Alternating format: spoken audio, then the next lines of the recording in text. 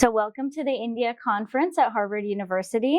It's an honor to be interviewing today with S4 Media. My name is Sana Sheikh, and today we have Yamini Aiyar, a policy expert with extensive experience in governance, state capacity, and public service delivery in India.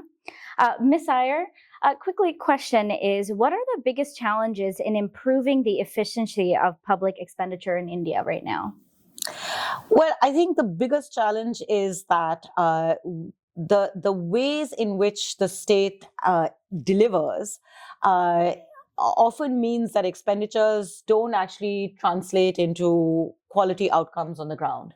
And that's because there is a very complex set of realities in the kind of black box of the organization of the state that shape how actors in the state, whether it's frontline officers, administrators, teachers, doctors, engineers, nurses, the village health worker, the village agricultural extension worker, view the state, the extent to which they have agency and discretion to be able to respond to demands on the ground, and the absorptive capacity of the state structure itself to take feedback loops and reorient its policy.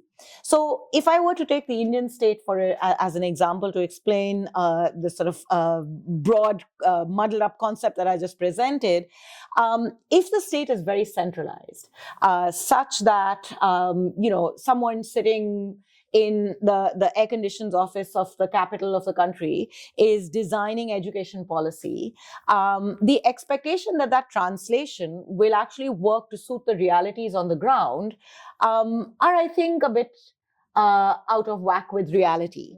And it shows up in small ways. I'll tell you a story from now short of a decade ago, but we were in the rural Bihar, which is one of the poorest states in eastern India. Looking at schools in India and the implementation of government policy at the school level. Because there was a sense that at the grassroots level, everything is corrupt. So we need to we shouldn't give too much expenditure discretion on the ground. We need to tie expenditure line items to very clearly defined things. You can spend X on, buying chalk for the classroom. You can spend Y on buying materials for teaching, learning. But you can't mix up X and Y in your reporting, because if you do, you will be caught out for missing the government accounting system, and that will be equivalent to fraud. So we kind of curb discretion on the ground.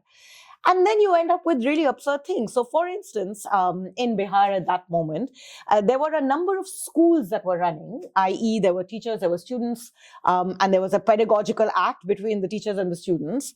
But for various reasons, money had not transferred into this very, very remote part of Bihar to build the physical infrastructure of the school. So they had been renting a room, but it was too small for the number of children, and therefore the classes kind of spilled out into the open. But this is a rural context, so the open actually makes a lot of sense.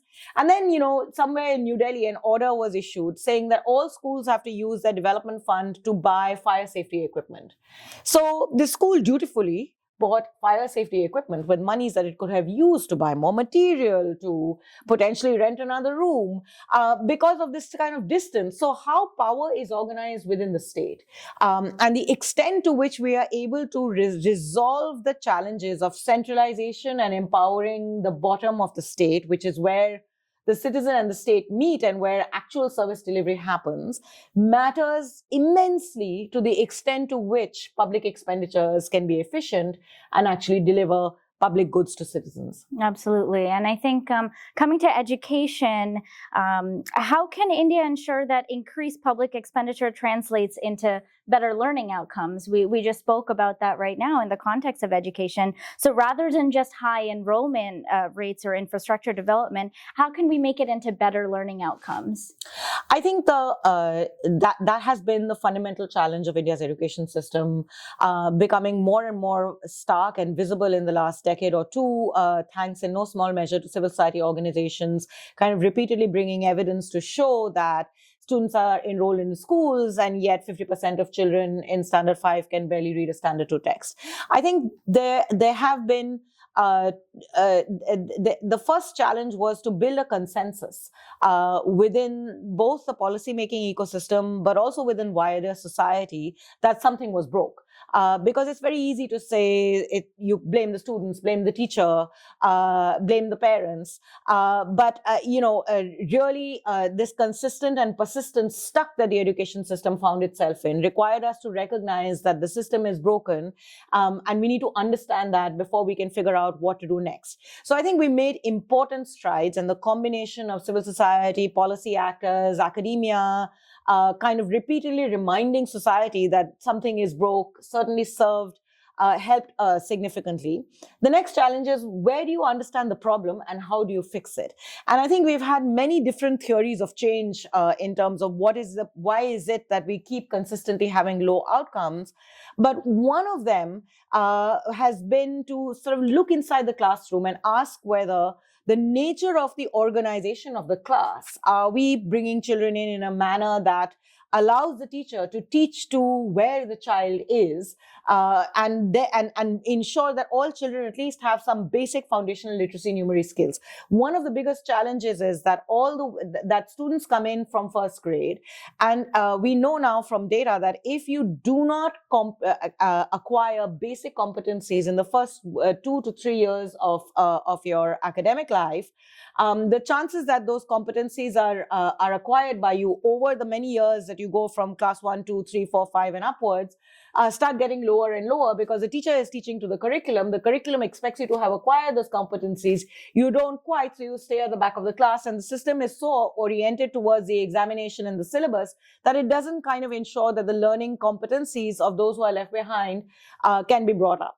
And I think that there has been a major policy shift in the form of the new education policy for primary education. It's a broader policy, but I'm specifically talking about primary education, where this long-term push to say something is broke translated into a policy goal that we need to ensure that basic competencies, what we call foundational literacy and numeracy, are acquired by all children, and that is the core functional goal of the school system in the first 5 years.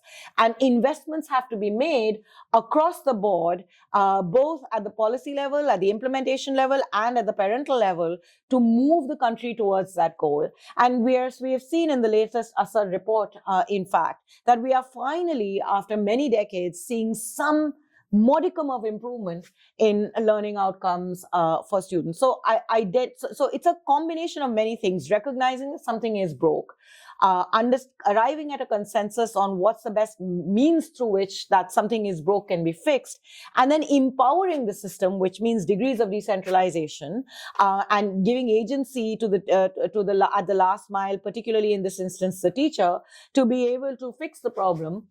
That's what we need to take things forward. But it's a long, hard slog. And anyone who thinks that policy challenges and policy conundrums can be resolved like this are living in a different imagination. And so we need patience, not impatience, to solve these wicked problems. Yeah, thank you. And we look forward to seeing everything that you do in the future for India, and trying to see everything with policy advocacy. Thank you so much for joining us. Thank you. Thank you.